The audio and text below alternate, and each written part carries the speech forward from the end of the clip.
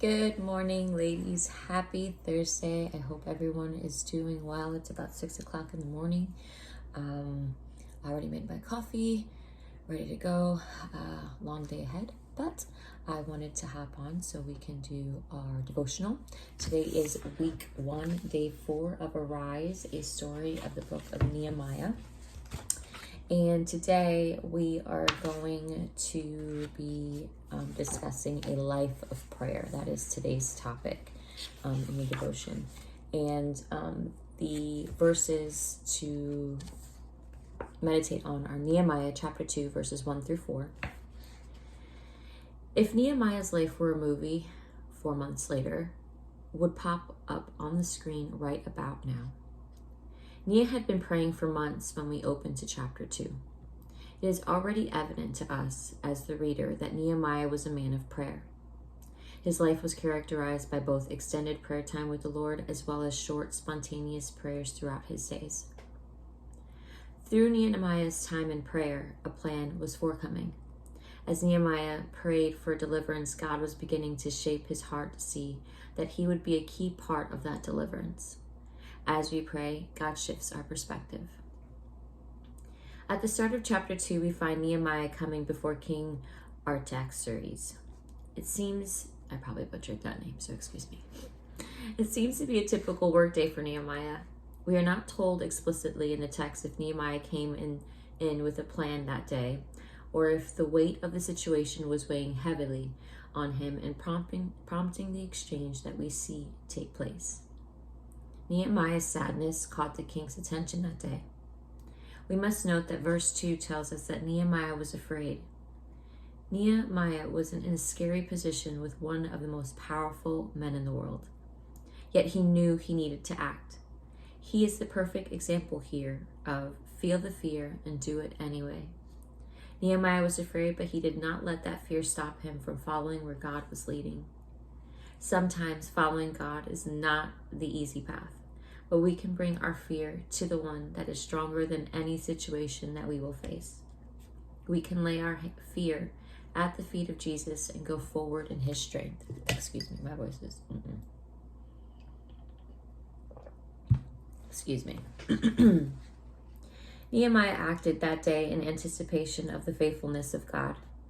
As we read his story, we can't help but remember the story of Esther, who made us a bold request before a Persian king. And just as it was true for Esther, God had put Nehemiah right where he was in a position of great influence. For such a time as this, God doesn't need us to accomplish his sovereign plan. And yet he graciously uses his people. He invites us into this grand narrative that he is writing and allows us to be a part of his story. After Nehemiah declares his loyalty to the king and explains the situation, we come to the end of verse 4. The king plainly asks Nehemiah what his request is. And now it is the big moment. Nehemiah was just about to make a bold request, but before he requests anything from the king, he requests something from God. In an instant, Nehemiah turns his heart towards heaven and prays. We aren't told exactly what the prayer contained, but I can imagine it may have been just a few words in his heart asking God to help him in this moment. The short prayer that Nehemiah prayed is evidence of a vibrant prayer life. It shows us that Nehemiah wanted to live in God's presence. He spent both extended time in his prayer seeking the Lord and also communed with God throughout his day. He was so dependent on the Lord that a moment that could have been filled with anxiety was full of prayer instead. Prayer and Bible study, our confession of our own weakness and acknowledgement of our need for him. Nehemiah is a great example of a man that was aware of his need and turned to God for provision.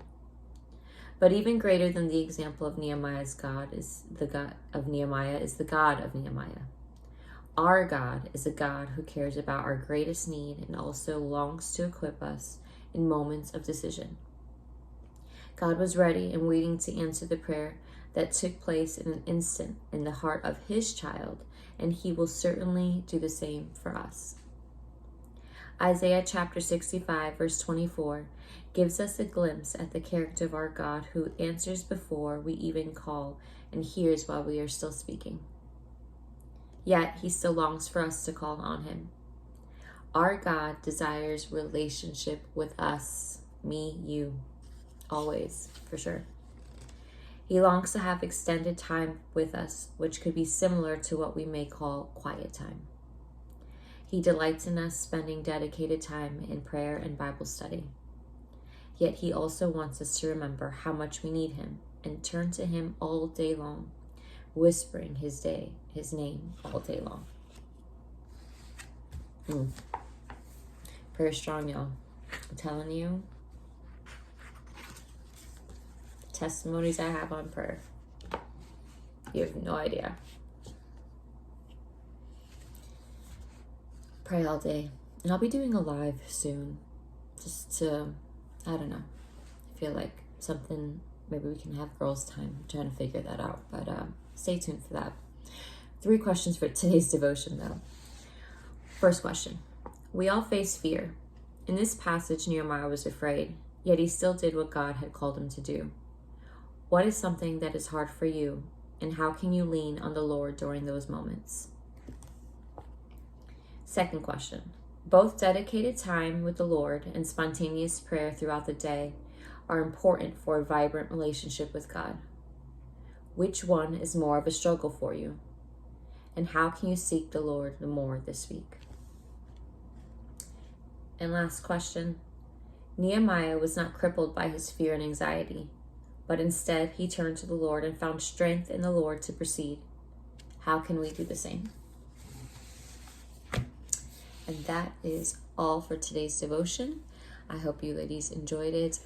It is nice to definitely get back on, chat with you guys. Busy day ahead, like I said, so I have to get going. I hope you have an awesome day, blessed day as well, and we'll chat soon. Bye.